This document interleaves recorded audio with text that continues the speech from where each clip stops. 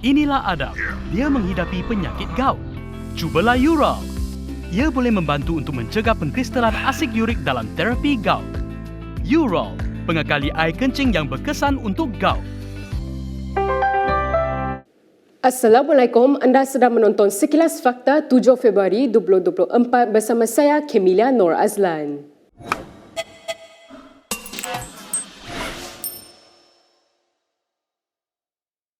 Bersih menyela kehadiran ramai pegawai polis di kawasan pejabat mereka di Petaling Jaya ketika sidang media berkaitan pengurangan hukuman terhadap Najib Razak sedang dilakukan. Menyifatkan apa yang berlaku sebagai gangguan, kumpulan pendesak itu menyindir Menteri Dalam Negeri Saifuddin Nasution yang menjaga hal ehwal polis.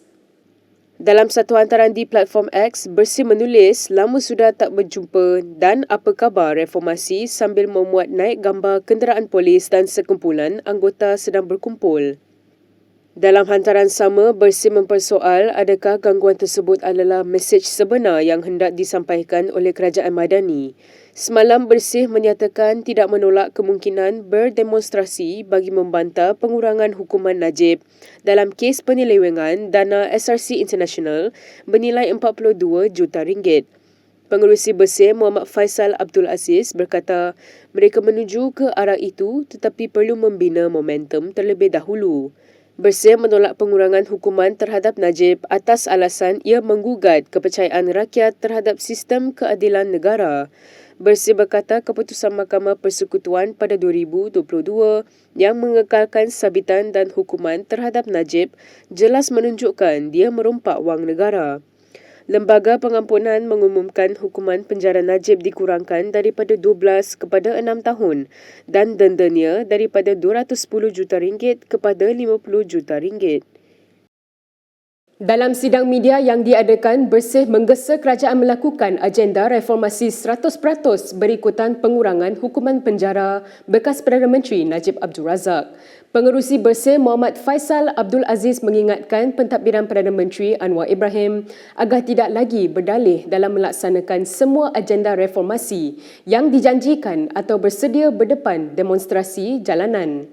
Gabungan Pilihan Raya Bersih dan Adil bersih bersama rakan-rakan dari pertubuhan masyarakat sivil, gerakan anak muda serta gerakan mahasiswa dan rakyat hari ini ingin meluahkan kekecewaan dan kemarahan berhubung perkembangan mutakhir pelaksanaan agenda reformasi di negara ini.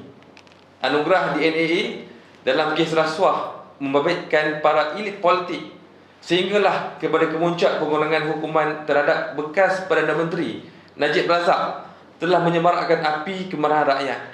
Ditambah pula dengan kegagalan pihak kerajaan untuk bersikap telus mengenai saranan yang diajukan kepada lembaga pengampunan. Hal ini menunjukkan bahawa hak rakyat untuk mengetahui perkara sebenar tidak dihormati.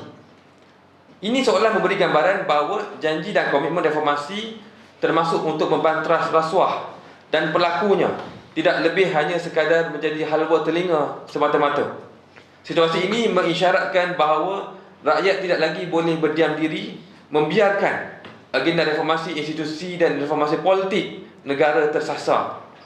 Susulan perkembangan terkini dalam kes Najib Razak, kekhawatiran paling utama adalah sekiranya mandat rakyat yang berbaki 4 tahun untuk kerajaan sedia ada akan berlalu secara sia-sia tanpa sebarang pelaksanaan perubahan struktural yang positif membabitkan aspek pilihan raya, agenda melawan rasuah serta agenda reformasi institusi yang lain.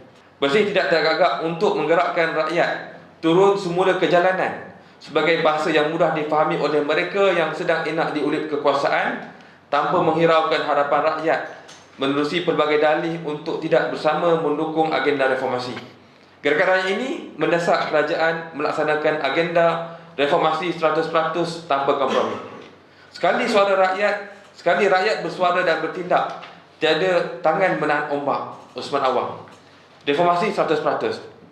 Berita seterusnya, pihak pendakwaan membantah permohonan bekas Perdana Menteri Muhyiddin Yassin bagi mendapatkan pasport antarabangsanya untuk ke Bangkok, Thailand pada 15 Februari ini. Menerusi afidavit balasan pihak pendakwaan terhadap permohonan itu yang diperoleh media, Timbalan Pendakwa Raya Zander Lim Wai Kiong berkata berdasarkan tiket penerbangan, Muhyiddin akan bertolak ke Bangkok pada 4.20 petang. Lim berkata tujuan perjalanan Muhyiddin yang dinyatakan ialah untuk mengukuh dan mengeratkan hubungan silaturahim dengan kenalan serta menghadiri acara pembukaan sebuah restoran. Justeru itu, Lim menegaskan alasan tersebut adalah tidak munasabah dan tiada keperluan mendesak yang mewajarkan pelepasan pasport sementara kepada permohon. Ulasnya lagi, alasan-alasan yang dikemukakan permohon juga adalah tanpa mempunyai keterangan sokongan dalam afidavit. Lim berkata Mahkamah Session telah menetapkan 15 Februari untuk pendengaran permohonan pendakwaan bagi menangguhkan perbicaraan membabitkan 3 pertuduhan pengubahan wang haram berjumlah 200 juta ringgit yang dihadapi Muhyiddin dan permohonannya untuk membatalkan pertuduhan berkenaan. Sehubungan itu, Lim berkata kehadiran pemohon pada prosiding tersebut adalah wajib dan perkara itu juga adalah dalam pengetahuan pemohon, namun Muhyiddin masih tetap membuat tempahan tiket penerbangan pada tarikh tersebut. Selain itu, Lim berkata risiko Muhyiddin untuk melarikan diri masih wujud kerana masih berdepan 3 lagi pertuduhan pengubahan wang haram dan pasport antarabangsanya tidak boleh dilepaskan kepadanya. Muhyiddin berdepan 2 pertuduhan menerima wang hasil daripada aktiviti haram berjumlah 195 juta ringgit daripada Bukhari Equity Sendirian Berhad yang dimasukkan ke akaun CIMB Bank milik Bersatu. Muhyiddin juga dihadapkan ke Mahkamah Session Shah Alam pada 13 Mac lepas atas pertuduhan menerima wang hasil aktiviti haram berjumlah 5 juta ringgit dan kes itu dipindahkan ke Mahkamah Session untuk dibicarakan bersama. Ketua Pesuruhjaya SPRM Azam Baki mengesahkan tiada sebarang pendakwaan kes rasuah yang dilakukan terhadap bekas Yang di-Pertua Negeri Sarawak Abdul Taib Mahmud. Menurut laporan Asrul Awani, Azam bagaimanapun mengakui badan anti rasuah itu pernah melakukan siasatan terhadap Taib sebelum ini, namun ia tidak sampai kepada proses pendakwaan. Azam berkata, siasatan berkait kes Taib telah dipanjangkan kepada Jabatan Peguam Negara, namun mereka telah mengarahkan tiada tindakan lanjut. Mengulas lanjut, Azam berkata SPRM memberi jaminan pihaknya akan menyiasat semua kes walaupun membabitkan kes berprofil tinggi. Azam berkata demikian ketika menjawab soalan peserta pada sesi forum Cakna Rasuah SPRM bersama media Sarawak semalam. 6 tahun lalu, Ketua Pesuruhjaya SPRM ketika itu Muhammad Syukri Abdul mengakui terdapat 15 kertas siasatan pernah dibuka bagi menyiasat Taib, namun tiada tindakan diambil.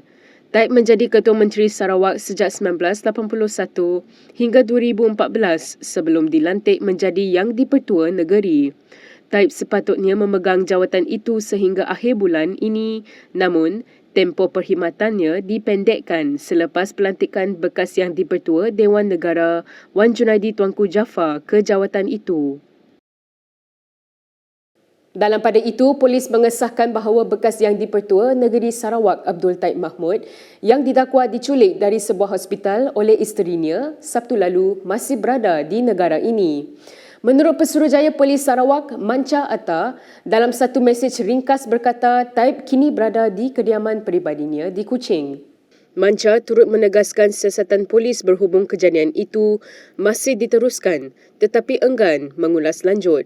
Pada lewat petang Sabtu lalu, Taib yang dilaporkan sedang dirawat di unit rawatan rapi Pusat Pakar Perubatan Norma di Kuching didakwa telah diculik oleh isterinya Ragat Kurdi. Menurut laporan polis yang dibuat oleh doktor, Ragat didakwa telah mencabut peralatan perubatan yang dipasang di tubuh Taib tanpa memaklumkan kepada hospital.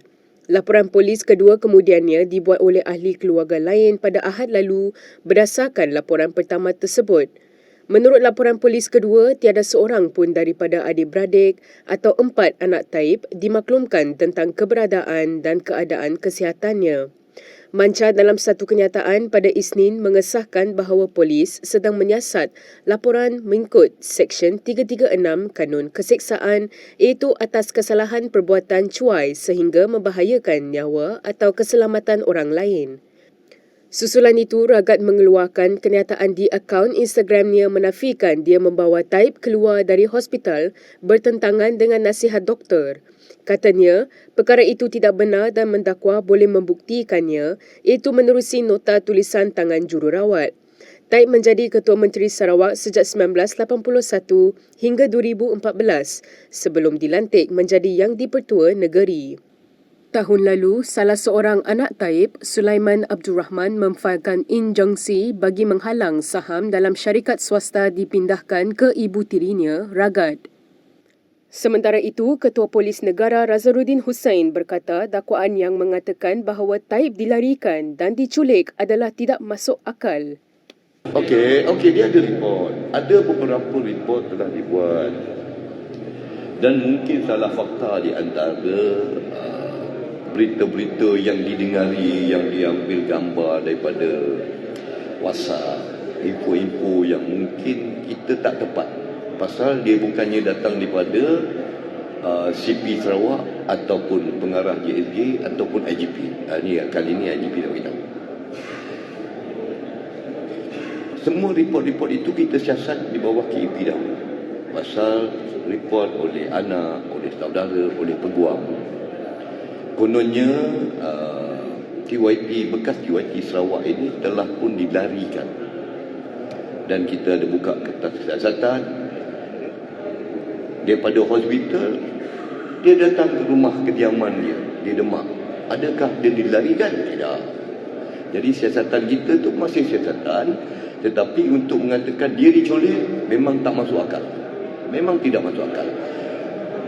Anak dia boleh lihat di rumah dia di Demak. Adik-beradik dia pun boleh hadir di rumah dia di Demak. Tak ada masalah. Ada doktor, ada nurse. Jadi fakta yang sebelum ini perbetulkan. Dalam perkembangan lain, seorang ahli Parlimen Bersatu yang sebelum ini sudah menyatakan sokongan kepada Perdana Menteri Anwar Ibrahim mendakwa terdapat beberapa lagi ahli Parlimen akan mengikut jejak langkahnya. Justeru itu, ahli Parlimen Bukit Gantang Syed Abu Husin Hafiz berharap semua pihak menunggu dan dia juga memberi bayangan ia mungkin akan berlaku pada 28 Februari ini. Memetik laporan Berita Harian, Syed Abu Husin berkata demikian kepada media selepas program Jualan Rahmah di Cangkat Jering hari ini. Sebelum ini, Syed Abu Husin mendakwa terdapat 10 lagi wakil rakyat PN akan memberikan sokongan kepada Anwar. Mengulas mengenai dakwaan bahawa dia kini menjadi broker, Syed Abu Husin menafikan perkara tersebut, bahkan memberitahu dia tidak pernah mencari ahli parlimen terbabit. Selain Syed Abu Husin, antara ahli parlimen yang sudah menyatakan sokongan kepada Anwar ialah ahli parlimen Jeli Zahari Kecik, ahli parlimen Gua Musang Muhammad Azizi Abu Naim, ahli parlimen Kuala Kangsar Iskandar Zulkarnain Abdul Khalid, ahli parlimen Labuan Suhaili Abdul Rahman dan ahli parlimen Tanjung Karang Zulkifli Hanapi. Sementara itu, Syed Abu Husin menegaskan dia bersedia untuk lawan di mahkamah jika Bersatu ingin mengambil tindakan terhadapnya. Namun menurut Syed Abu Husin, tindakan Bersatu adalah sia-sia kerana perlembagaan parti itu sendiri menunjukkan tiada sebarang tindakan yang boleh diambil selagi tidak meninggalkan parti. Pengasas dan editor Sarawak Report Claire Rue Castle-Brown dijatuhi hukuman penjara 2 tahun selepas didapati bersalah memfitnah Sultanah Terengganu, Sultanah Nur Zahira. Menurut laporan media, Magistrat Nik Muhammad Tarmizi Nik Muhammad Syukri membuat keputusan itu tanpa kehadiran tertuduh di Mahkamah Magistrat Terengganu hari ini. Claire didakwa di bawah Seksyen 500 Kanun Keseksaan kerana memfitnah Sultanah Nur Zahira menerusi bukunya The Sarawak Report, The Inside Story of the 1MDB Exposed. Seksyen 500 memperuntukkan hukuman penjara sehingga 2 tahun atau denda atau kedua-duanya sekali jika sabit kesalahan. Mengikut kertas pertuduhan, fitnah berkenaan terkandung pada baris ke-7, perenggan 4 di muka surat ketiga buku itu. Pendakwaan dijalankan oleh pengarah pendakwaan negeri Engku Ahmad Rashidi Engku Abdillah. Pada 12 Disember tahun lalu, Mahkamah Rayuan memutuskan Claire bersalah kerana memfitnah Sultanah Nur Zahira menerusi buku berkenaan. Mahkamah turut memerintahkan Claire dan dua yang lain membayar RM300,000 sebagai ganti rugi kepada Sultanah Terengganu. Panel 3 Hakim Mahkamah Rayuan yang dipengerusikan oleh Hadaria Said Ismail turut memerintahkan Claire dan dua yang lain membayar RM120,000 sebagai kos guaman kepada baginda. Sementara itu, Peguam Najib Razak Muhammad Syafi Abdullah hari ini mendakwa Yang di-Pertuan Agong ke-16 pada mulanya mahu memberi pengampunan penuh kepada Najib. Syafi semasa sidang media hari ini mendedahkan perkara yang didakwanya berlaku ketika mesyuarat lembaga pengampunan bagi membincangkan permohonan anak guamnya untuk pengampunan diraja. What happened on the 29 January? Because 29 January, you have already discussed 8th of December. 29 January, you're supposed to give just the result. I am told, and I'm confident this happened. Otherwise, I wouldn't dare tell you this. On the 29th, the Yang di-Pertuan Agong was thinking of a full pardon. Okay? But he wanted to be sure. He passed votes around, 4 empty vote papers. He passed around to the 4 non-permanent members. Put yes or no, full pardon. The result came back. I don't know what is the result. Then he said, never mind, I have decided the alternative. And the alternative is what is, you got the result.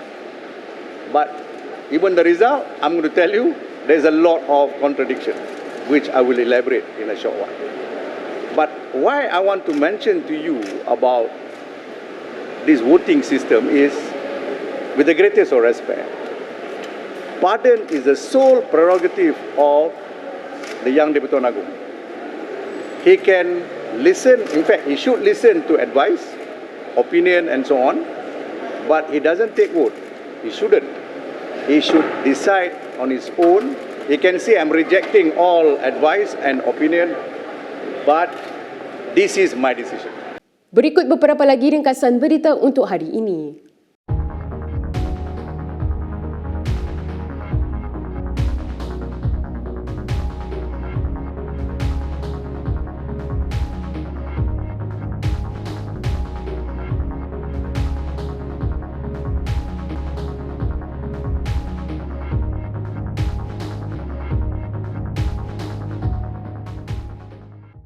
Sekian sahaja daripada saya, Kemilia Nur Azlan untuk Sekilas Fakta.